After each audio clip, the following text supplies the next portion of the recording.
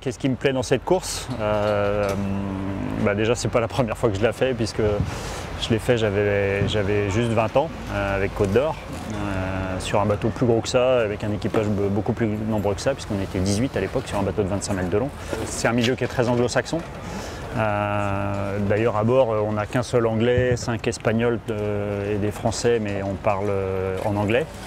Parce que c'est la langue qui se pratique et puis c'est la langue que tout le monde comprend et parle. Moi j'aimerais bien parler espagnol sur un bateau espagnol, ce serait quand même facile des fois de comprendre ce qui se raconte, mais non. Et au niveau sportif, c'est sûr que c'est un truc très intense, hein. Là ça va durer 8 mois à peu près, jusqu'à fin juin. Les escales sont très courtes, les navigations sont plus longues que les escales. Et du coup, faut être dans le rythme, il faut durer, c'est pas simple. Il ne faut pas craquer, il faut rester concentré, il faut continuer de progresser.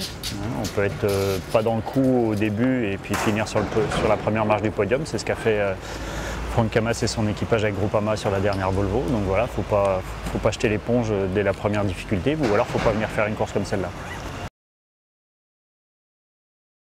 C'est d'abord un casting, bien évidemment, c'est pas que des compétences, c'est aussi des qualités humaines.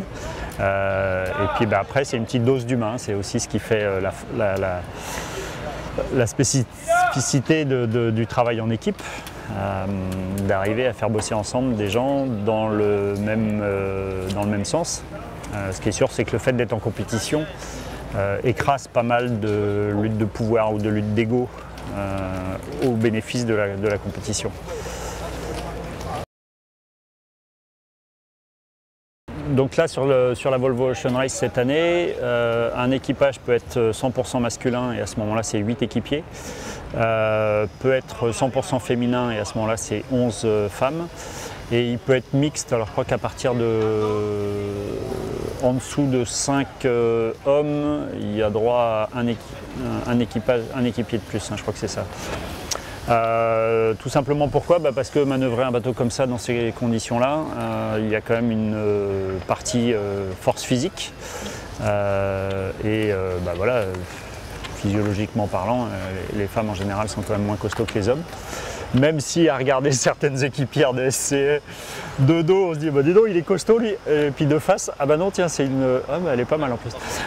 Donc voilà, c'est pas si simple que ça. Maintenant voilà, il y a un règlement, elles sont dans ce truc-là, ce qui est pas mal d'ailleurs, parce que mine de rien, c'est pas que compenser de la force pure, c'est aussi rajouter des paires de bras et éventuellement des cerveaux, tant qu'à faire, ça coûte pas plus cher. Et du coup, voilà, elles ont décidé, ou le sponsor aussi a peut-être voulu un équipage 100% féminin, vu les produits qui sont mis en avant, pourquoi pas. Et moi, ça ne me pose pas de problème qu'elles soient plus nombreuses, il y a un règlement, voilà, on est au départ de la compétition, le règlement il est clair, et moi ça ne me pose aucun problème.